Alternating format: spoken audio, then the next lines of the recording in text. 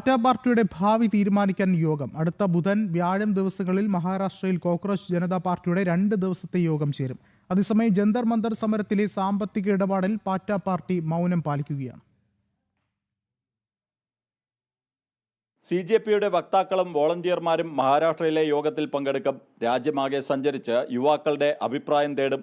ചെറുപ്പക്കാർ ഒന്നിച്ചപ്പോൾ അഹങ്കാരം പിടിച്ച സർക്കാർ മുട്ടുകുത്തിയെന്നും CJP അഭിപ്രായപ്പെട്ടു. അതിനിടെ US-ൽ പഠിക്കാൻ പണം എവിടെ നിന്നെന്ന ചോദ്യത്തിന് മറുപടിയുമായി കോക്രോച്ച് ജനതാ പാർട്ടി സ്ഥാപകൻ അഭിജിത്ത് ദീപ്കെ രംഗത്ത് വന്നു. ബോസ്റ്റൺ സർവകലാശാലയിൽ നിന്ന് സ്കോളർഷിപ്പ് ലഭിച്ചിരുന്നതായി അഭിജിത്ത് ഓൺലൈൻ മാധ്യമത്തോട് പറഞ്ഞു. കൂടാതെ വിദ്യാഭ്യാസ ആവശ്യങ്ങൾക്കായി ബാങ്ക് ലോണുണ്ടെന്നും ഇപ്പോഴും ലോൺ തിരിച്ചടച്ചുകൊണ്ടിരിക്കുകയാണെന്നും അഭിജിത്ത് പറഞ്ഞു. ഇതുമായി ബന്ധപ്പെട്ട രേഖകളും അഭിജിത്ത് പുറത്തുവിട്ടു. അഭിജിത്ത് ദീപ്കയുടെയും പിതാവിന്റെയും സാമ്പത്തിക സ്രോതസ് അന്വേഷിക്കണമെന്നാവശ്യപ്പെട്ട് വിവരാവകാശ പ്രവർത്തകൻ അമിത് തിവാരി കേന്ദ്ര GST വകുപ്പിനും തെരഞ്ഞെടുപ്പ് കമ്മീഷനും പരാതി നൽകിയിരുന്നു. അതേസമയം ജന്തർ മന്തർ സമരത്തിലെ സാമ്പത്തിക സ്രോതസ്സിൽ ഇപ്പോഴും CJP മൗനം തുടരുകയാണ്.